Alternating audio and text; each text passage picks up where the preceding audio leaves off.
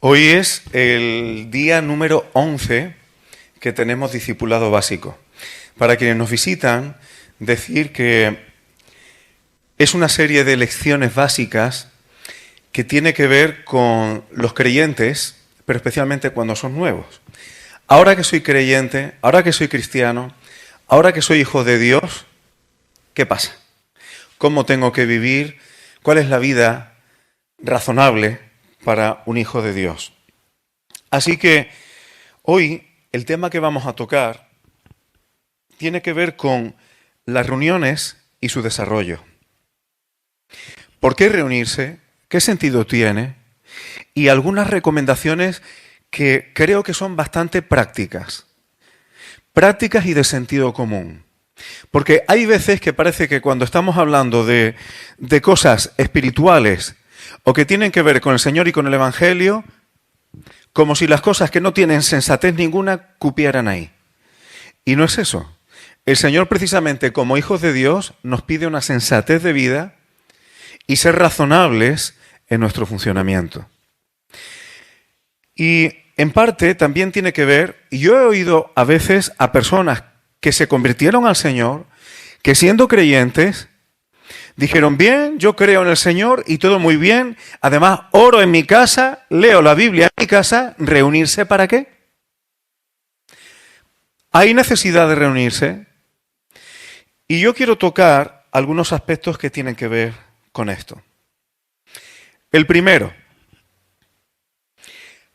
hay aspectos de la gracia de Dios, de la gracia del Señor, que solamente pueden desarrollarse en asambleas o en reuniones, vamos a decir, comunitarias. Hay aspectos de la gracia de Dios que no vas a conocer ni se van a manifestar en individualidad, sino solamente cuando nos congregamos y nos reunimos colectivamente.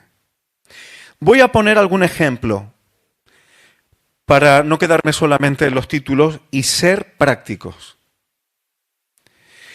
Hay oraciones que uno puede hacer en privado y tú oras al Señor y Él las responde. Pero hay otro tipo de oraciones que el Señor las responde cuando se hacen en congregación, en grupo. Y hay algunas oraciones que aparecen incluso en las Escrituras. ¿Recordáis en Hechos de los Apóstoles? Cuando la iglesia reunida no dicen, Señor, cuida de la espalda del apóstol Pedro que le han azotado. No. Cuando el apóstol Pedro queda libre y se reúnen como iglesia, ¿cuál es la oración grupal que hacen? Señor, concédenos que con todo denuedo prediquemos el Evangelio. Y después de esa oración colectiva, el Señor no solamente lo contestó, sino que la tierra tembló.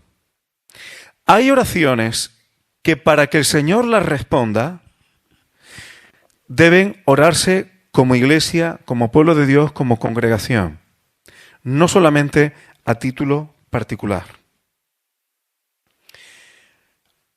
Otro motivo por el cual, o otro ejemplo en el cual podemos encontrar razones o expresiones de la gracia de Dios colectivas, es cuando se está compartiendo de la palabra, y no necesariamente una predicación, sino cuando los hermanos están incluso sentados de una manera más informal, pero están hablando de la palabra y no del fútbol, o están hablando de la palabra y no de política, están hablando de la palabra y no de cosas, vamos a decir, meramente terrenales.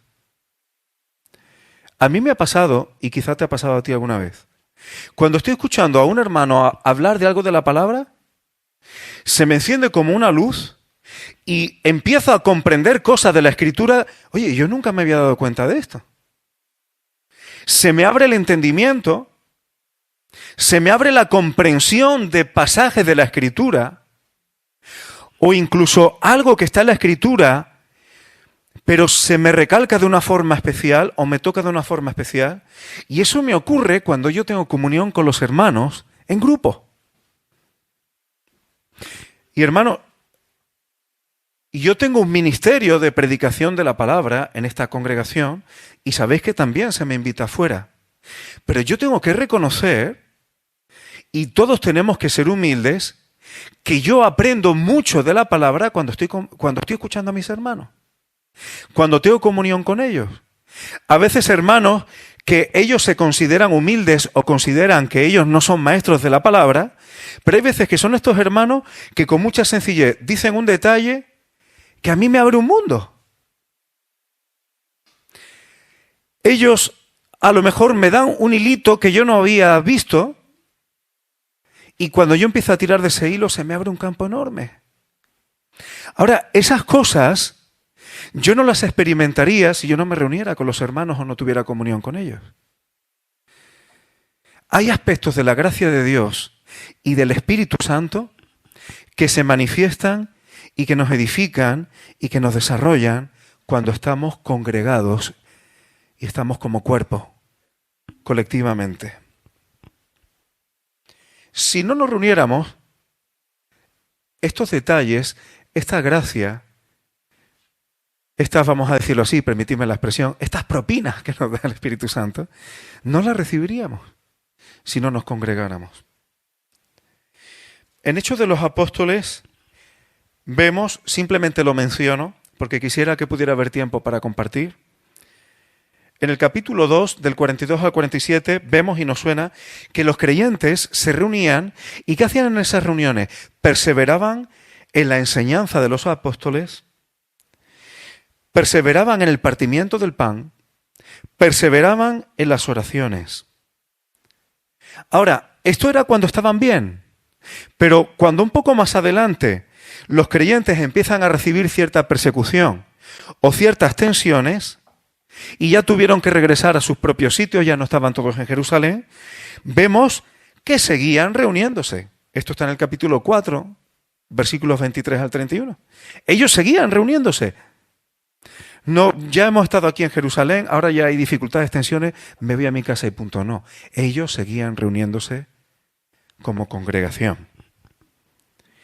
Incluso cuando la persecución era más fuerte, y ya he hablado un poco de esto, lo tenemos en el capítulo 12 de los Hechos, el apóstol Pedro es librado de una forma especial, están orando por él, porque está preso, y cuando él se dirige a una casa donde estaban congregados los discípulos orando. En 1 Corintios 14 leemos y podemos ver que toda la iglesia se reunía, versículo 23, en un solo lugar. Se reunían para tener comunión. Es importante reunirse. Hermano, no debemos pensar que somos cristianos solamente por el hecho de creer, de orar en casa o de leer la Biblia yo a solas. Porque los discípulos de Cristo no se edifican solo sobre la base de una individualidad, sino también sobre el hecho de que nos congregamos como asamblea, como cuerpo de Cristo. Hace falta. Y estoy diciendo esto, hermanos, porque si el Señor nos da luz para que podamos ver claramente la importancia que tiene el reunirnos, el tener comunión los unos con los otros, eso no solamente para los nuevos creyentes, sino yo mismo, aunque lleve tiempo como creyente o en el Señor, no solamente voy a valorar más las reuniones, sino que me voy a preparar para esas reuniones. No voy a ir a una reunión, venga, a ver si me gusta la reunión. A ver si la reunión hoy es como yo creo que debe ser. No. La mentalidad cambia. Voy a preparar mi espíritu, mis dones, mi corazón para esta reunión juntamente con mis hermanos, en la actitud correcta.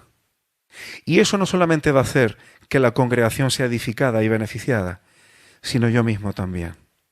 Yo le pido al Señor que en esta mañana nos abra los ojos para que nos demos cuenta que la reunión, venga, como si creyentes, venga, voy a ir a ver qué tal. No, Me preparo para la reunión. Porque la reunión no es como un espectáculo en un circo. El mono baila y los demás van a ver si les gusta cómo baila el mono. Como cuerpo, cada uno tiene su función. Y yo tengo que aportar, pero tú también. Tú tienes que recibir, pero yo también. Y la gracia de Dios se manifiesta. Y nos preparamos para eso. Hay que prepararse antes de una reunión. Quiero tocar un siguiente punto acerca de las funciones. Hemos estado hablando de la gracia, pero hay funciones o dones de la iglesia que se manifiestan cuando la iglesia está reunida junta. Y ni qué decir tiene que yo tengo una responsabilidad, y esto tiene que ver con la preparación. Ya lo mencioné en alguna ocasión, aunque no lo concreté mucho. ¿Puedo yo ensuciar una reunión? Cuando la iglesia está reunida como cuerpo, ¿puedo ser yo en palabras bíblicas, ser una mancha en el ágape de mis hermanos? Eso exige una responsabilidad de que yo me examine a mí mismo de santidad. Y ojo, yo hago una diferencia entre santidad y santurronería. No es lo mismo la santurronería que la santidad. La santidad parte de que sabiendo yo mi condición de bajeza, cuando yo miro mi carne,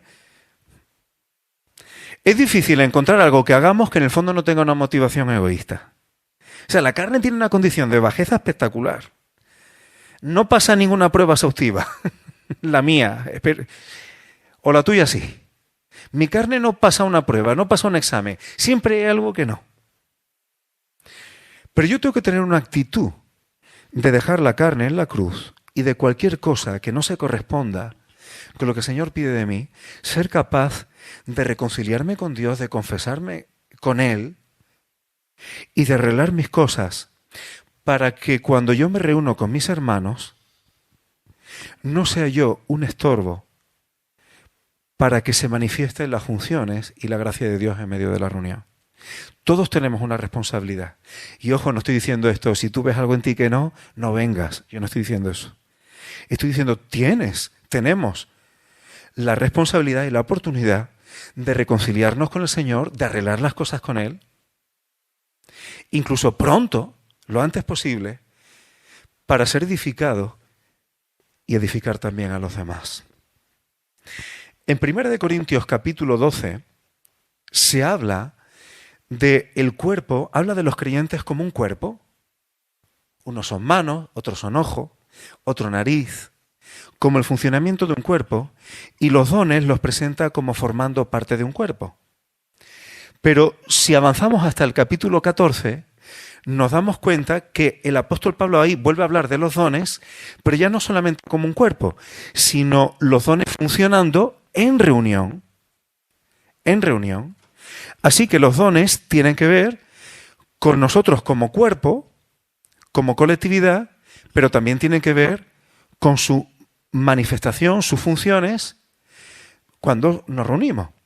Es decir, somos un cuerpo, pero tú, es decir, en tu casa eres oreja y yo en la mía soy nariz, eso sería un desastre.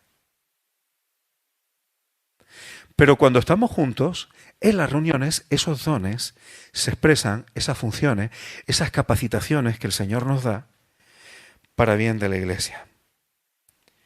Fijaos una cosa, una de las manifestaciones y de las funciones que también tiene la iglesia o incluso un grupo de hermanos cuando se reúne en colectividad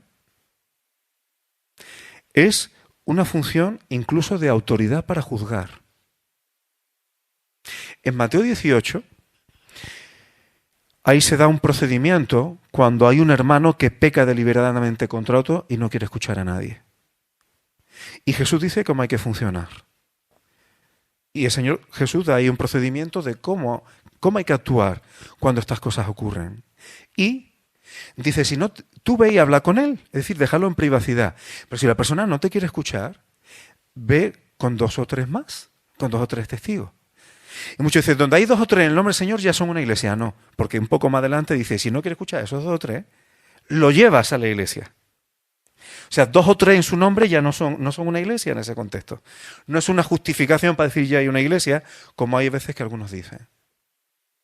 Pero sí esos 2 o 3 tienen una facultad deliberativa, además legal, porque ya son 2 o 3 testigos. La ley de Dios era así. Fijaos este caso de 1 de Corintios 5, donde el apóstol Pablo está diciendo, por un caso de inmoralidad muy grave, escandaloso, el apóstol Pablo está pidiendo que la iglesia ejerza una función de autoridad para juzgar eso, y él juntamente su espíritu con ellos, para poner en juicio espiritual y de la carne eso que estaba pasando. Pero eso en colectividad. Ahora, si yo estoy solo metido en mi casa, ¿quién soy yo para juzgar nada? Pero no es lo mismo cuando en el nombre del Señor, ojo, no en el nombre de 2 o 3 por su cuenta, cuando en el nombre y bajo la autoridad del Señor, 2 o 3 quieren escuchar y recuperar la comunión o la restauración cuando un hermano peca contra otro. Estas son funciones colectivas, hermanos, no individuales. Espero estarme explicando bien y no estar torpe en esta mañana, hermanos. Luego, cuando nos estamos reuniendo, hermanos, imagínate una reunión. Hay alguien que se pone de pie y puede empezar a profetizar. Cuando digo profetizar, el Señor me ha dicho para ti que cojas y te vayas a Pernambuco. No me estoy refiriendo a eso. Estoy hablando de profetizar, no de manipular. Profetizar es dar palabra fresca, adecuada de Dios para alguien. Que a veces podrá ser más o menos sobrenatural, pero nunca y en ningún caso es una manipulación de nadie. Pero hay veces que una persona se levanta a la reunión y dice algo que tiene en el corazón conforme a la palabra, y para la iglesia, que lo recibimos como esto el Señor nos lo está ofreciendo a nosotros a través de este hermano, de esta hermana. Y vemos luz de Dios cuando alguien comparte. Otro a lo mejor toma parte de la reunión y tú eres capaz de sentir o percibir que el Señor, su presencia, cuando una persona está compartiendo. Hay personas que cuando comparten puedes sentir que el Señor está ahí en medio, por cómo Dios utiliza a esa persona. Otra persona puede levantarse a orar y en esa oración, en esa forma de dirigirse al Señor, te haces uno en el espíritu con esa persona que parece que estamos tocando la intimidad del Señor. Otros cuando están hablando la palabra de Dios, eres capaz como de recibir vida de Dios, como si la vida divina, en forma de regalo precioso, la estuvieras recibiendo para tu vida al escuchar cuando una persona comparte. Todo esto, hermanos, que estoy describiendo aquí, es difícil explicarlo con palabras. Es difícil explicarlo simplemente en términos humanos. Pero cuando la iglesia ejerce sus funciones y los hermanos aprenden a ejercitar esas capacitaciones cuando estamos reunidos en grupo, eso es impresionante, hermano. Porque eso va mucho más allá de un ánimo emocional. Eso puede cambiar tu vida. Eso te puede generar una estabilidad en tu relación con el Señor. Eso te puede generar tomar decisiones en el Señor durante la semana para que en victoria del Señor Jesucristo hayas dado un paso más. Y a lo mejor la reunión siguiente eres tú quien está compartiendo algo para estimularnos a los demás al amor. Nos necesitamos unos a otros. Ahora, yo quería subrayar algunos principios que son importantes y fundamentales en las reuniones. Aquí empiezo con algunas, bueno, en este caso estos principios, iba a decir recomendaciones, pero yo creo que esto es imperativo. Instrucciones. Cuando nos reunimos, estas cosas debemos tenerlas en cuenta. Primero, un principio bíblico fundamental. Las reuniones tienen que ser llevadas en el nombre del Señor. No nos reunimos en el nombre de una religión, de una denominación, de un pastor, de un líder, de un no sé quién, no sé cuánto. No. Nos reunimos y llevamos la reunión en el nombre del Señor Jesucristo. Y el nombre del Señor Jesucristo no debe ser opacado o disminuido absolutamente por nada ni por nadie cuando estamos reunidos. Esto es fundamental. En Mateo 18, que lo aludíamos antes, dice, reunidos en mi nombre, congregados en mi nombre, y en ese contexto de autoridad, ¿qué quiere decir en su nombre? Bajo su nombre o bajo su autoridad. Significa reunirnos bajo la autoridad de Cristo. En esta mañana estamos aquí reunidos porque hemos venido para visitar unos hermanos a otros, porque voy a la iglesia, porque así veo a fulanito, menganito, que le tengo aprecio, o esa es la motivación nada más. Hemos venido a reunirnos porque hoy predica Efraín y a lo mejor el tema me agrada. Hemos venido a reunirnos para escucharme a mí o para escuchar a quien le toque, o porque quiero ver a fulano o mengano, para visitarnos nada más. Nos congregamos bajo el nombre del Señor Jesucristo. Ese es el nombre que tiene que primar en esta reunión. Y cualquiera de los que estamos aquí o de los que están compartiendo, yo mismo en este momento, le pido al Señor y le ruego, yo estoy compartiendo sujeto a Él, no vindicándome a mí mismo, no vindicando ni mi nombre, ni mi ministerio, ni quién soy. Yo no soy nada, ni tú tampoco. En esta reunión, el nombre bajo el cual estamos es el del Señor Jesucristo. Él es el centro. Y aunque Él esté en el cielo y físicamente no esté aquí, pero su nombre y su espíritu lo ha dejado con nosotros. Y estamos sujetos a Él. Ese es el primer principio. Bajo su autoridad, bajo su nombre. Segundo principio. Hermano, nos reunimos para edificar a los demás. Cada cajón y tú lo ves lógico, pero cuando eso se nos graba a corazón en la mente, y en el corazón, valga la redundancia, nos damos cuenta de que a veces vamos para que las cosas nos agraden a nosotros. Y verá, no voy a reunirme pensando en que la reunión me desagrade, pero no debo ir pensando que el centro soy yo, sino en edificar a los demás.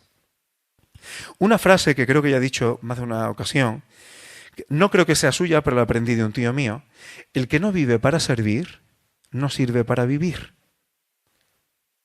Cuando uno hace las cosas pensando en sí mismo, al final termina frustrado. Cuando tenemos el Espíritu de Cristo que nos lleva al amor y a la edificación, hay un momento en que tú encuentras agrado y felicidad cuando los demás están bien. No cuando estás bien tú, sino cuando tú estás bien en el Señor, cuando tú estás bien, no tienes necesidades, cuando encuentras un equilibrio en tu vida, yo soy feliz. Y por eso cuando la palabra dice que si un miembro del cuerpo se duele, todos nos dolemos con él, hay veces, y yo sé que esto lo hemos experimentado muchas veces, hermano, a lo mejor no te pasa a veces que tu vida está bien, a lo mejor no tienes grandes problemas, hay un equilibrio en tu vida, pero si sabes que un hermano lo está pasando mal o que tiene unas circunstancias difíciles, tú no acabas de descansar. Tú no acabas de tener reposo. No puedes decir, bueno, todo el mundo tenemos problemas, y tú a tu vida y tal, pero sabes que tu hermano está sufriendo y lo llevas dentro de tu corazón y estás orando. Y quisieras, hay veces que puedes hacer cosas, pero otras veces no puedes hacer nada para ayudar, salvo seguir orando y estar ahí, arropando. No encuentras felicidad para ti mismo si los demás no están bien. Eso es edificar. Eso es tener un corazón para la edificación. Es muy importante, hermanos, el considerar a los demás en las cosas que hacemos cuando nos reunimos o para la iglesia.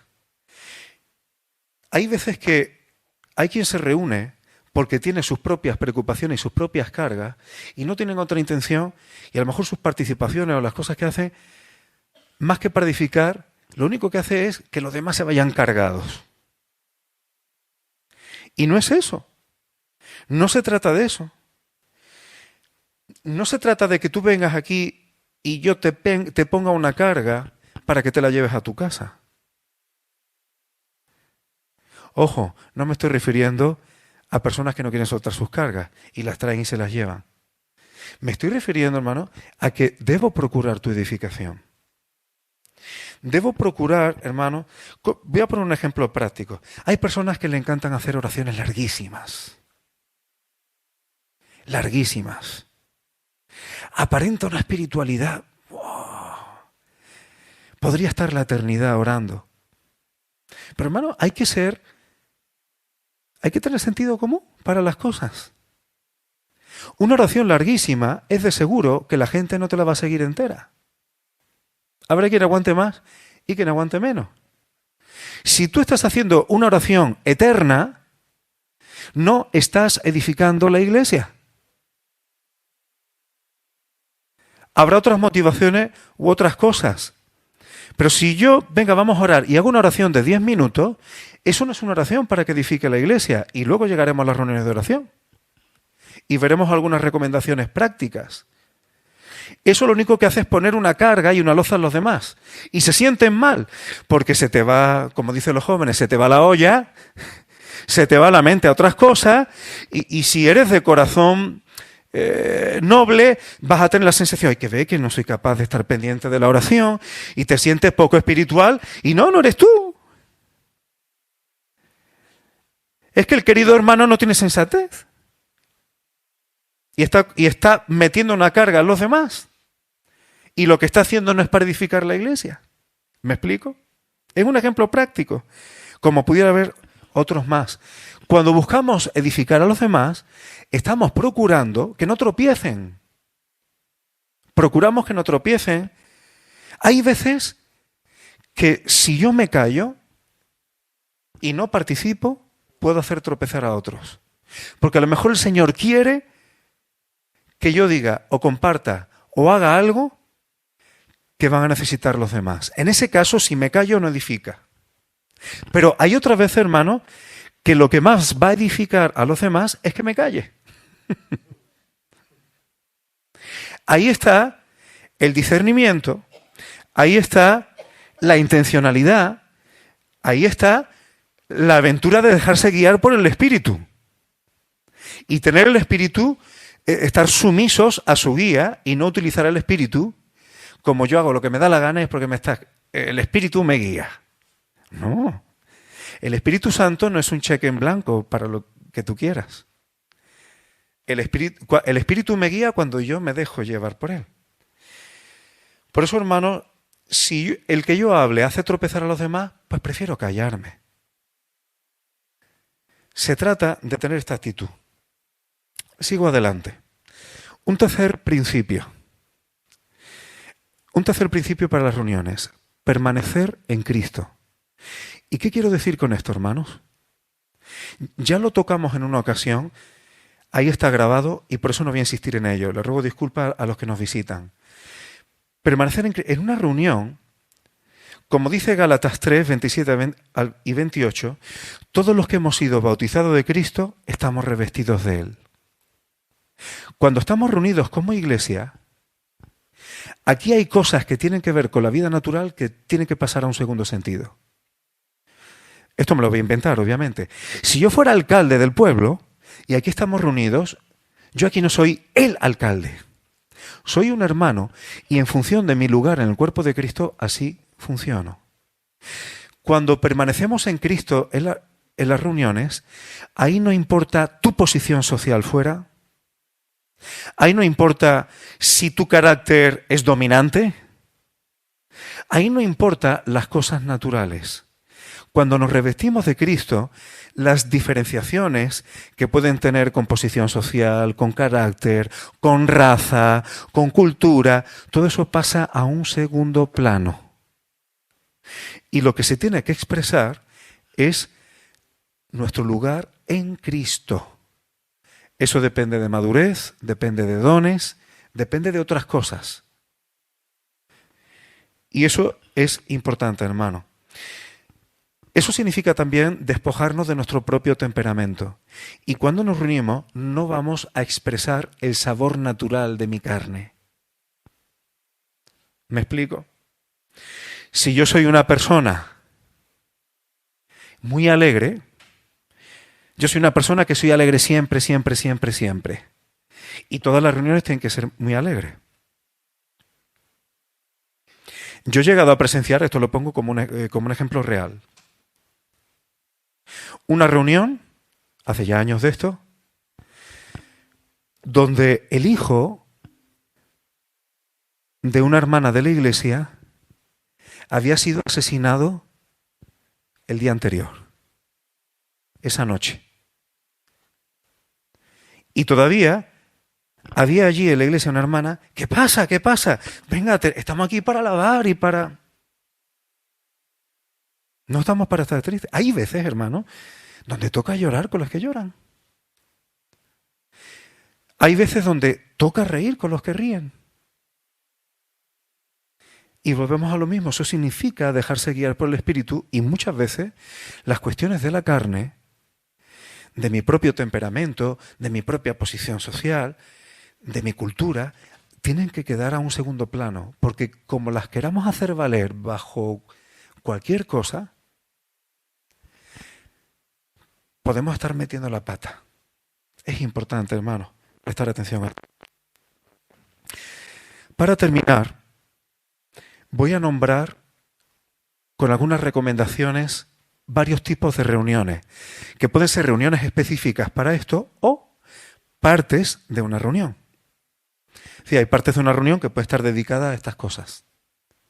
En esta mañana, esta reunión tiene varias partes que tienen que ver con algunas de estas cosas. Y podemos reflexionar y meditar delante del Señor. Un tipo de reunión o tiempo que hay en reuniones. Reunión de evangelización. Reuniones donde vamos a predicar la buena nueva de Jesucristo para las personas que aún no le conocen. Es bueno que haya, necesario que haya momentos, reuniones o situaciones como iglesia en la que prediquemos el Evangelio y podamos invitar a otros. A veces pueden ser en el local, pero otras veces no. Otras veces a lo mejor pues resulta que estoy en conversaciones con un vecino, pues le puedo invitar a mi casa junto con otro hermano. O a lo mejor pues compañeros de trabajo, pues a lo mejor es en la cafetería de enfrente. No tiene que ser necesariamente una reunión formal, pero que una reunión no sea del todo formal no quiere decir que no sea evangelística o que no pueda tener un propósito en Cristo. Así que debe haber reuniones para evangelización. Es necesario. A veces decimos, la iglesia está aquí nada más que para evangelizar. Sí y no. Eso no es completo. La iglesia no está solo para predicar el Evangelio. La iglesia está para discipular a los que aceptan el Evangelio también. Hay que hacer el proceso completo. Y el propósito de la iglesia no es edificarse a sí misma. Si el propósito de la iglesia fuera solamente edificarse a sí misma, pues ¿para qué vamos a predicar el Evangelio? Pero no, debemos procurar, como congregación y a nivel particular, encontrar momentos, lugares para predicar la buena nueva y el Evangelio a otros. Y es algo que no debemos descuidar y debemos plantearnos de una forma más organizada, incluso aquí en esta congregación, que vayamos preparando este tipo de cosas. Si un hermano, aunque sea nuevecito, una persona que conoce al Señor nueva, si desde que conoce al Señor, inmediatamente él aprende a predicar el Evangelio y aprende a compartir, a dar su testimonio a otros que no conocen a Cristo, esa persona va a adoptar y va a tener hábitos que le van a ayudar en toda su vida cristiana. Probablemente una persona así no sea un creyente pasivo. Por eso debemos animar cuando una persona conoce al Señor y además lo tiene dentro y habla al Señor y habla del Señor y predica el Evangelio, animarlo. Porque predicar el Evangelio lo puede hacer cualquiera que haya tenido esa experiencia, incluso aunque sea nuevecita. Y la persona que lo haga de corazón, seguramente, una vez que se va acostumbrando, esa persona, además de eso, no va a ser alguien pasivo en la iglesia. No va a la iglesia a ver qué película me ponen. Y si me gusta o no me gusta la película, no. Vas como cuerpo de Cristo a ejercer tus funciones. Pero esas cosas, los creyentes nuevecitos las pueden ir aprendiendo de a poco, y especialmente cuando desde el principio ya aprenden a predicar el Evangelio y no se relajan. Debemos fomentarlo, hermanos, debemos fomentarlo. Antes de una reunión evangelística o un encuentro evangelístico, una cita con alguien que quiere hablar de la palabra de Dios, que quiere escucharte, que has quedado en una cafetería con él, o una reunión especial, hay muchas formas de hacerlo. Pues decir, vamos a ver, tenemos muchos vecinos y tenemos amistad con personas que son matrimonio y tal. Vamos a hacer una cena de matrimonio. Una cena de matrimonio. Y se planean las cosas para predicar el evangelio, porque también hay un evangelio para el matrimonio, hay un evangelio para la familia. Vamos, no evangelios distintos, sino que el evangelio tiene algo que decir en todas esas circunstancias. Entonces, elaborar situaciones donde podamos predicar la palabra de Dios en función de las circunstancias de cada uno. ¿Y qué es lo que tenemos que hacer cuando haya reuniones evangelísticas o tiempo evangelístico? Hay que orar mucho antes. Tiempo de oración preparando eso. Si hay una reunión evangelística, igual que en cualquier otra, pero hermano, es muy delicado. Imagínate que vamos a hacer una reunión evangelística, un concierto donde vamos a predicar el evangelio. Hay muchas formas de hacerlo.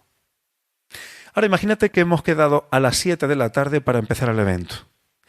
Y yo participo en él. Y llego a las 7 menos un minuto a la reunión evangelística. Vamos a estar atropellados todo el tiempo.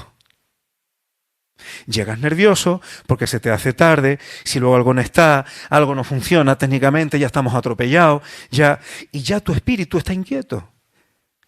¿Y ahora qué? ¿Nos ponemos a predicar el evangelio? Hay cosas que son simples.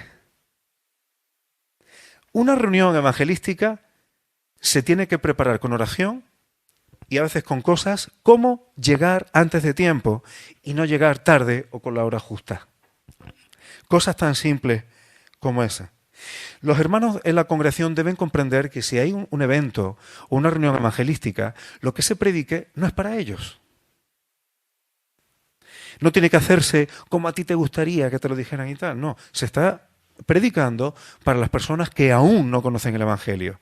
Y eso significa estar pendiente de cosas, evitar terminología que a lo mejor no entiendan, hacer masticable la palabra de Dios, hermano. Y eso necesita también sensatez. Si invitamos a alguna persona a una reunión, a una persona que todavía no conoce al Señor, debemos darle atención. Estas son cosas prácticas, hermano. Ahora me estoy metiendo en cosas prácticas. Si yo invito a alguien a la iglesia, no lo invito, ahí te quedas sentado y ahora me voy con otras personas a saludarlas a todas. Yo debo atenderte. Si yo te he invitado a una reunión, yo debo atenderte. Y no solamente eso, sino que debo estar cuidando de ti. Me siento contigo, si estamos en la reunión y tú nunca has abierto una Biblia, y hay un hermano o alguien habla de un pasaje, de un versículo, pues yo estoy contigo, me pongo con mi Biblia a tu lado, o si coincide que tienes una, te busco el versículo. Detalles. Bueno, aquí proyectamos las canciones, pero imagínate que las canciones estuvieran en un cancionero o en algo así, pues busco el himno, te lo doy. Si no está todo el mundo cantando y tú estás ahí un poco... Te incorporo. Tenemos que procurar incorporar a la persona que no se sienta como superpuesto, que no se sienta como un intruso. Las personas tienen libertad de aceptar o no el evangelio, pero que no sientan un rechazo como yo aquí no formo parte de nada. Hay que dar calor. Y, bueno, incluso si hay algún tipo de expresiones o algo que tú notas que una persona que invitas no está entendiendo, no, esto se refiere a un poco de calor y hacer sentir a la persona incorporada. Estar pendiente también si la persona es receptiva. Si tú notas que una persona está escuchando la palabra, hay veces que se nota y hay algo que está tocando su corazón. No pases de eso. Si la persona está receptiva y tú notas que hay algo de la palabra de Dios que está tocando su alma, que está tocando su corazón, que está exponiéndole, que esa es una de las cosas, se me ha pasado decirlo antes, pero una de las funciones que tiene el reunirnos y de la gracia de Dios es exponernos. Yo hay cosas de mi vida que sé que tengo que poner en orden cuando estoy reunido con la iglesia y me doy cuenta ahí. Cuando yo estoy solo soy demasiado indulgente conmigo mismo. Pero cuando invitamos a alguien hay veces que pasa eso. La persona ve su alma expuesta y quiere cambiar, quiere hacer algo. Si tú notas que hay alguien que tiene eso en su corazón, hay que estar ahí, hay que ayudarle. Si quiere recibir al Señor, siempre voluntariamente y nunca achuchado, nosotros no achuchamos el Evangelio. Damos la oportunidad y acompañamos a quien quiere recibirlo. Pues estamos a su lado, oramos por ellos, ayudamos a recibir al Señor y los guiamos en oración o los visitamos si hace falta. Reuniones evangelísticas. Otro tipo de reuniones, hermano, reunión o tiempo dentro de una reunión, el partimiento del pan. Hermano, en 1 Corintios 11, cuando se nos habla del partimiento del pan, el apóstol Pablo nos recuerda que el Señor, la noche que fue entregado, dice que dio gracias, que lo partió y dijo, esto es mi cuerpo. Haced esto en memoria de mí. Eso quiere decir que el tiempo del partimiento del pan es un tiempo donde tenemos que discernir primero el cuerpo de Cristo.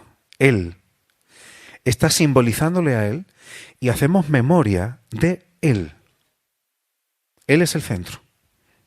Pero en 1 Corintios 10, 17, se nos muestra un atisbo de algo que tiene que ver con el partimiento del pan también, pero otra perspectiva. Dice que siendo uno el pan, nosotros, con ser muchos, somos un cuerpo.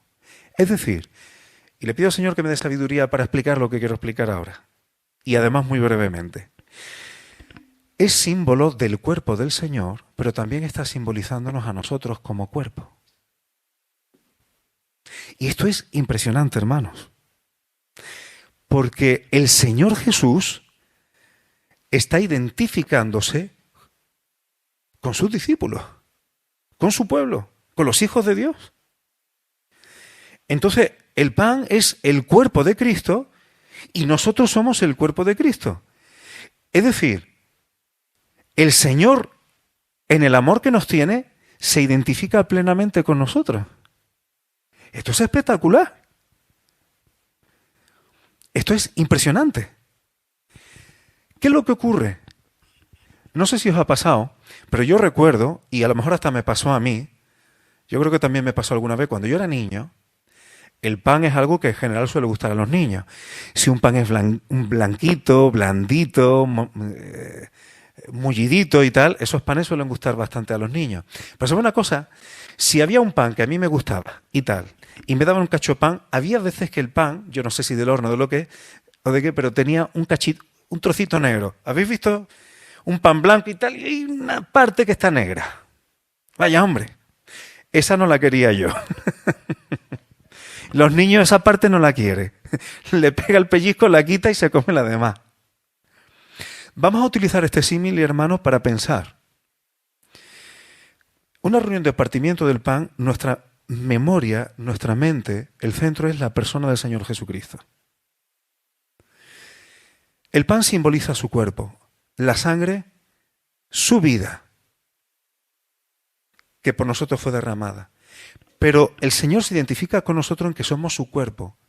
Y por eso es el momento en el que si hay alguna cosita negra en el pan, no el de los demás, el mío, en mi vida, que yo soy consciente que eso no casa tanto con el Señor, es el momento de ajustar cuentas con Él, para que esa identificación no tenga absolutamente ningún estorbo.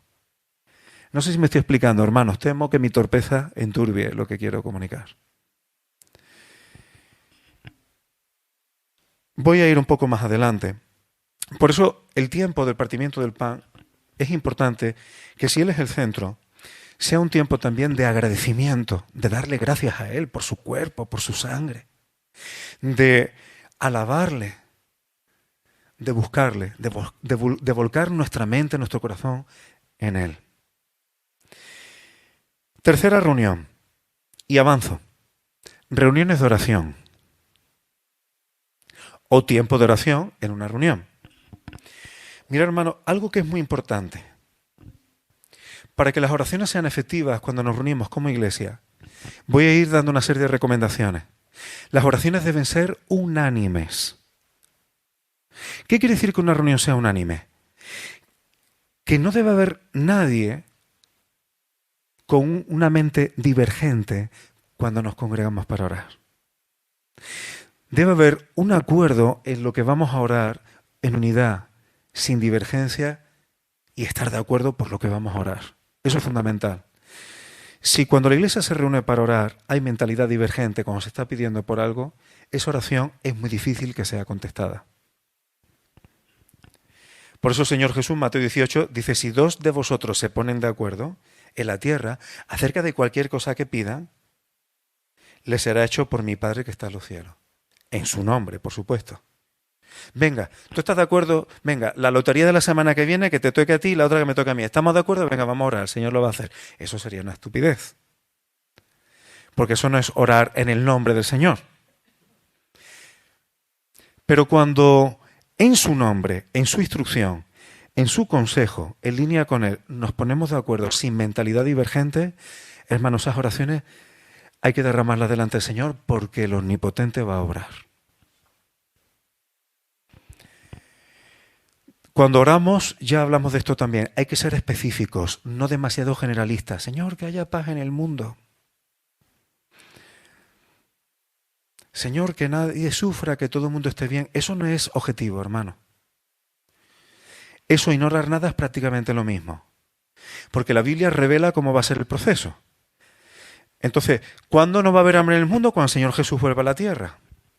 Entonces, o le pido al Señor, ven pronto, Señor, o Señor, que no haya hambre en el mundo, ya te garantizo, y no porque el Señor o yo queramos que haya hambre en el mundo, pero que hasta que eso no ocurra, no va a ocurrir. Entonces, una oración que o está esperando o es inútil. Entonces, tenemos revelación bíblica para que nuestras oraciones no sean demasiado generalistas, poco específicas o neutralizadas porque estemos pidiendo algo. Si el Señor ha dicho cómo va a ser una cosa y yo se la pido a la contra, ¿qué va a hacer? ¿Lo contrario de lo que ha dicho? Es mejor a veces una reunión de oración con muy pocos asuntos de oración o incluso uno solo que no con 20.000 cosas.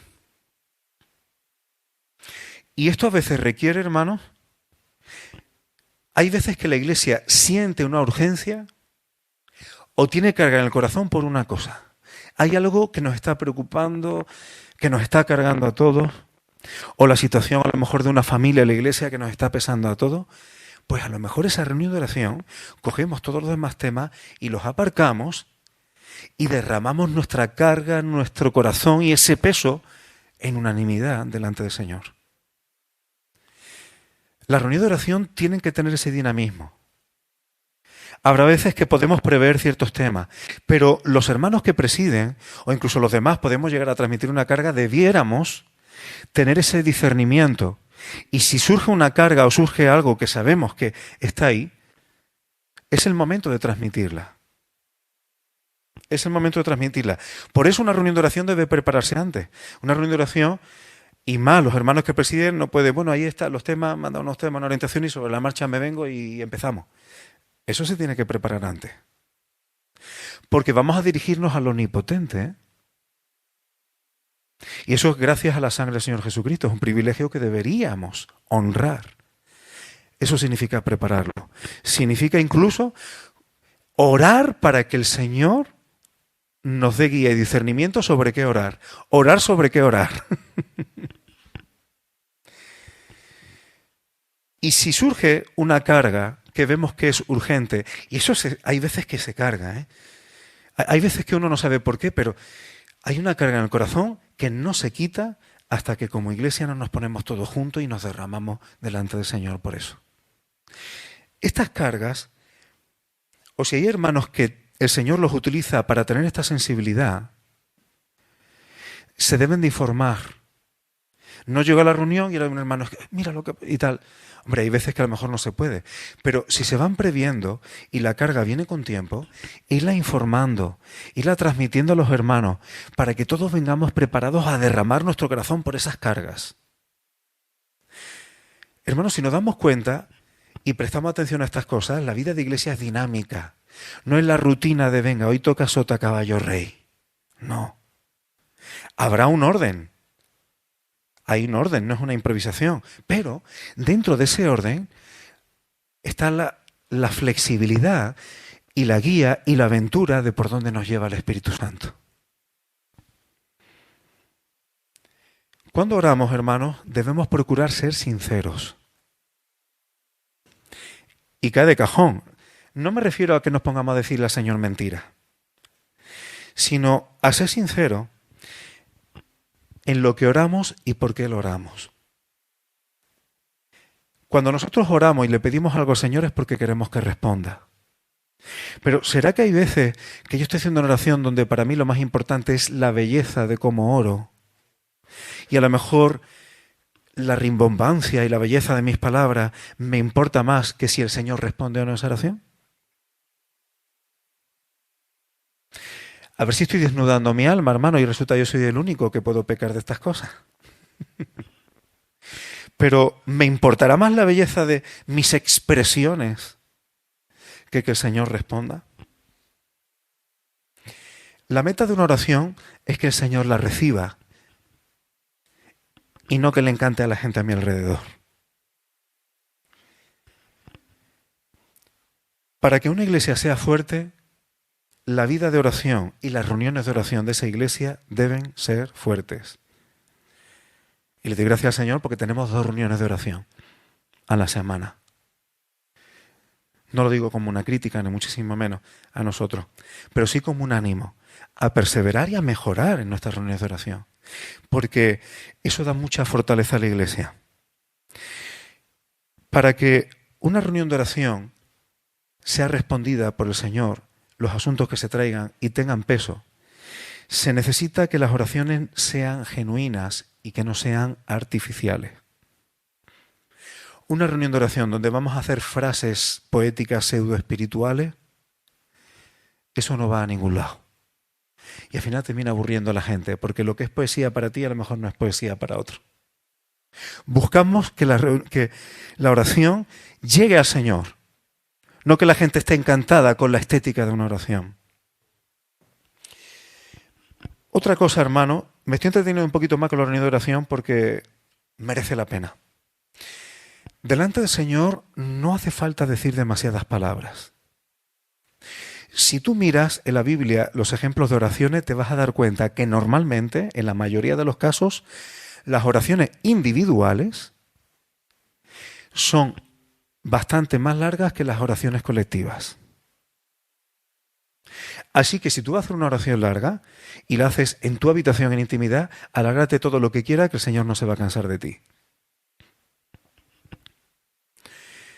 Pero cuando estamos reunidos como congregación, es mejor ser genuino, ir directo al grano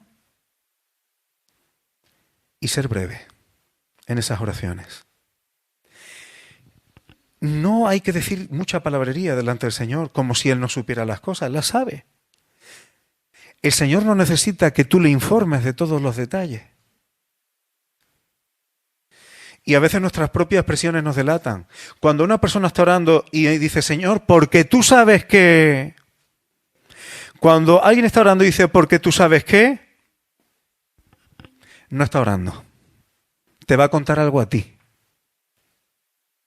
Y cuando oramos, ¿a quién estamos orando? A mí no me ores, porque yo no soy el omnipotente. A mí no me ores. Ora al Eterno, al Omnipotente, por medio de Jesucristo, y nos incorporamos. Pero al Señor no le tienes que informar de todos los detalles. Podemos ser específicos, pero no informa de todos los detalles como si Él no lo supiera. No hay que predicarle a Él. Nosotros necesitamos su palabra, pero Él no necesita que nosotros le prediquemos a Él. Una oración no es voy a predicarle a Dios. Muchas oraciones resultan vacías porque cuando se hacen, y quiero que pienses en este detalle, cuando estamos, aunque sea en grupo, reunidos como iglesia, y oro, debo estar centrado en el Señor. Pero cuando tú pones demasiada atención, demasiada conciencia en que tienes gente alrededor, eso va a hacer probablemente que tu oración sea más vacía. Si oramos, pon tu mente en el Señor, aunque estemos en grupo. Pero si tú estás orando, siendo consciente de que aquí está el pastor, aquí está un diácono, aquí está fulanita, menganita, si estás consciente de la gente que tienes alrededor, las posibilidades de que la oración sea muy vacía aumentan muchísimo. Pues cuando oramos, vamos a buscar al Señor y no tener tanta conciencia de los que tenemos al lado, aunque estemos en grupo. Ya lo hemos mencionado, las oraciones deben ser breves. Cuando las oraciones son demasiado largas, al final se convierte en algo muchas veces vacío, o redundante, o se repite lo mismo. Muchas veces más eficaz 2 o 3 frases genuinas y concretas que no parrafadas y parrafadas redundantes. Cuando tú oras muy largo, en esa oración habrá 2 o 3 frases que serán para el Señor. Las demás son para los terceros, pero no para el Señor. Estas son cosas prácticas, hermano. Y creo que debemos prestar atención a estas cosas. Porque son tan simples, tan sencillas, que cambia completamente el desarrollo de una reunión. Que puede cambiar completamente las respuestas que recibamos de las oraciones. Entonces, ¿por qué no ponerlas en práctica? Para ir terminando con la cuestión de la oración. No debemos hacer oraciones que sobrepasen demasiado, estoy hablando en reuniones, nuestras oraciones privadas. Es decir, en privacidad, claro, tú le vas a abrir al Señor asuntos tuyos que a lo mejor en público no vas a hacer. Pero el tipo de lenguaje que tú utilices en privacidad cuando oras al Señor es el que debes utilizar cuando oras juntamente con tus hermanos. Yo no puedo orar al Señor hablándole con normalidad y ahora cuando me reúno con los hermanos empiezo a hablar como si yo fuera Federico García Lorca. Eso no tiene sentido. Es que al Señor no le va a impresionar, ni eso va a hacer que el Señor responda de mejor manera. Aprendemos a madurar mucho en nuestras oraciones cuando oramos en público con un lenguaje y un estilo muy similar al que lo hacemos cuando estamos en privado. Y te voy a decir una cosa, hermano. Estas son las cosas, ya sabéis que yo lo políticamente correcto no va conmigo. Cuando se escucha a un hermano orar, se nota perfectamente si es una persona que pasa mucho tiempo de oración en privado. Cuando yo escucho a una persona que está haciendo oraciones en público, en su manera de orar, se nota cuando es una persona de oración privada o no. A más floritura, menos oración privada tiene. Y te digo una cosa, estar 1 hora de rodillas delante del Señor orando, eso exige una fuerza de voluntad grande. Pero el que lo hace, cuando ora en público, en su forma de orar se nota que tiene oración privada. El que no está acostumbrado a estar en privacidad delante del Señor, en público, por mucho que tú quieras maquillarlo, a lo mejor no te lo va a decir nadie, pero te lo estamos notando. Te lo estamos notando. Así que, hermanos, si las oraciones que hacemos en público no se parecen al estilo que tenemos en privado, esas oraciones llevan camino de ser vacías. Merece la pena, hermano. Ya sabéis que esto tiene su PDF, queda grabado, porque si no hay cosas que se olvidarán, pero creo que merece la pena que tomemos en cuenta estas cosas. Me quedan 2 tipos de reuniones más, simplemente las menciono, 2 detalles y termino. Una reunión de compartir libre o para expresión de dones. Es mejor que un nuevo creyente aprenda a ser humilde. Ahora sí me dirijo a las personas que son más nuevecitas. A ser humilde y a dejarse guiar. Si tú ves que hermanos que son más maduros te animan a seguir participando, adelante. Pero no te ofenda, ten confianza con hermanos que tú veas más maduros y si te dice, antes de seguir compartiendo, reposa un poco o ten un tiempo de asentamiento. Una persona nuevecita es bueno, le va a ayudar a crecer más rápido y a desarrollarse con más madurez si es capaz de ser humilde y dejarse aconsejar por hermanos más maduros en estas cosas. Porque a veces, en confianza te van a decir, esto lo has compartido de corazón, sigue así. Esto es bueno para la iglesia, sigue. Pero si la persona empieza a tener bloqueos o empieza a ser inoportuna o algo, no está mal. Recíbelo de quien te ama en el Señor. Ten un tiempecito de más experiencia en el Señor, ahora ten un poco de asentamiento antes de seguir compartiendo. Eso va a hacer que alguien nuevo se desarrolle mucho mejor. Y por último, las reuniones que están dedicadas a la enseñanza de la palabra o la predicación de la palabra. Eso es fundamental. Mira, si a mí alguien me dice el Señor me ha dicho o el Señor me ha hablado, habrá veces que pueda ser verdad. otras muchas veces no va a ser verdad. A lo largo de mi vida cristiana he visto mucha gente que van como si tuvieran un teléfono rojo con el cielo. Y te voy a decir una cosa, y esto sí lo puedo decir como psicólogo. A veces estas cosas tienen una explicación psicológica bastante clara, ¿eh? Bastante clara. Nadie me echa cuenta, pues ahora yo hablo de parte de Dios. Ahora todos me tenéis que escuchar porque lo que yo diga lo dice Dios. Lo estoy explicando mal y pronto. Pero a veces, hace ya años, pero tuve que atender pastoral y terapéuticamente a una persona que, por tal de no romper el montaje que se tenía hecho, estuvo a punto de ser ingresado en un psiquiátrico diagnosticado con esquizofrenia y no era esquizofrenia. No era esquizofrenia. Era un montaje por complejos. Por eso, hermano, cuando yo digo estas cosas, nosotros la palabra más segura la tenemos en lo que está escrito. Y a partir de ahí el Espíritu nos guía. Y si a alguien el Señor le habla, yo lo puedo poner a prueba. Pero no tengo obligación, no menosprecio nada. Pero sí tengo el deber de ponerlo a prueba con la palabra. Y si tú tienes la valentía de decir, el Señor me ha dicho, yo tengo la valentía de decir, lo voy a filtrar por la palabra. Y no pasa absolutamente nada. Y si es de Dios, gloria a Dios. Pero si no es de Dios, no tengo obligación de tomarlo. Por eso la Iglesia tiene que ser instruida en la predicación de la palabra. Por muchas razones. Pero especialmente las personas nuevas tienen que conocer la palabra. Porque en la vida diaria se van a encontrar muchas situaciones donde hay que discernir. Cuando tú tienes claro lo que dice la palabra y una actitud adecuada hacia la palabra y lo que el Señor quiera, muchas de tus decisiones van a ser acertadas. Muchas. Incluso si eres una persona inmadura, como tú digas al espíritu de la palabra y lo que el Señor va revelando, Señor, no lo tengo claro, pero si tú dices esto te voy a obedecer. Eso es sabiduría y al final aciertas. Por eso es tan importante enseñar la palabra.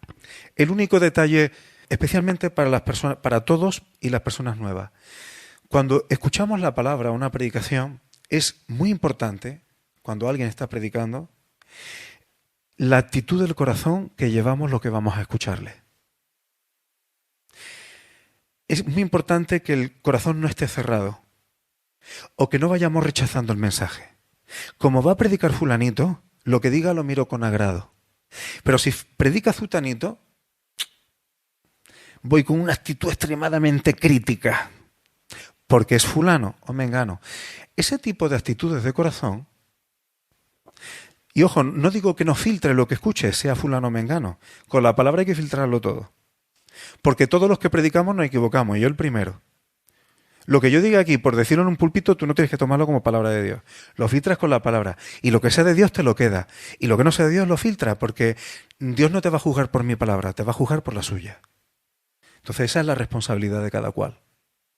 Pero la actitud de corazón que tengamos cuando alguien enseña la palabra es fundamental para que yo pueda sacar provecho. Porque a lo mejor el Señor está hablando a través de una persona que si no es de mi mayor simpatía. ¿Tú crees que los profetas eran simpáticos cuando iban a dar el mensaje de Dios? Tú mira los simpáticos que eran. Graciosísimos. Obsérvalo. Entonces, hermano, es mejor tener una actitud adecuada cuando escuchamos la palabra. Y no quiere decir trágate todo. No. Filtra, pero no tengas actitudes previas cerradas a lo que puedas escuchar. Nuestro espíritu y nuestro corazón necesita estar abierto por si Dios quisiera hablarnos a través de alguien. Igual que, y hemos estado estudiando los profetas y libros del Antiguo Testamento, y Dios podía haber cogido y no va a poder hablar Dios a través de altavoces o con voz de trompeta como le escuchó Juan en la isla de Patmos. Claro que puede, pero por razones que Él sabe, cuando Dios quiere hablar muchas veces, o la mayoría de las veces, utiliza personas o envía personas. Cuando estemos escuchando a alguien que está predicando o ministrando, sí hay veces que yo escucho a personas que te hablan como de parte de Dios y a lo mejor dicen muchas tonterías. Y cada vez más, yo no niego que eso no ocurra. Hay personas que te dicen, vamos a predicar la palabra, y se ponen a decir tonterías. Sí, cada vez ocurre más. Yo no digo que esas cosas no pasen. Pero no voy a perder nunca la actitud de que cuando escuche a alguien predicar, tener la actitud de, ¿y si el Señor me quiere decir algo a través de lo que esta persona ministre? Esa actitud la voy a tener. Y después de escuchar, lo que tenga que filtrar, lo filtraré. pero no le voy a hacer la cruz de entrada. Está hablando de personas que conocen la palabra y personas que tienen ministerio de palabra. Eso no quiere decir que cualquiera... Me explico, ¿no? Quiero puntualizar, porque a veces se me van estos detalles y no quiero que... Pero una actitud adecuada a la predicación de la palabra. Sí, tú tienes la responsabilidad de filtrar lo que es de Dios de lo que no es de Dios. Para eso está su palabra ahí. Pero ten la actitud adecuada. Todas estas cosas que hemos visto, hermanos, podemos ver la importancia de las reuniones y cómo hay instrucciones y consejos y recomendaciones muy prácticas que si se siguen o las procuramos tener en cuenta, la iglesia es edificada y eso se traduce en otra serie de cosas en las que podemos crecer. Si algo de lo que he compartido en esta mañana es del Señor, tómalo como de Él. Y si tomas algo como de parte del Señor, oye, pues vamos a ponerlo en práctica, que para eso estamos, para ser prácticos con el Evangelio y llevarnos a nuestra vida. Bendito sea su nombre.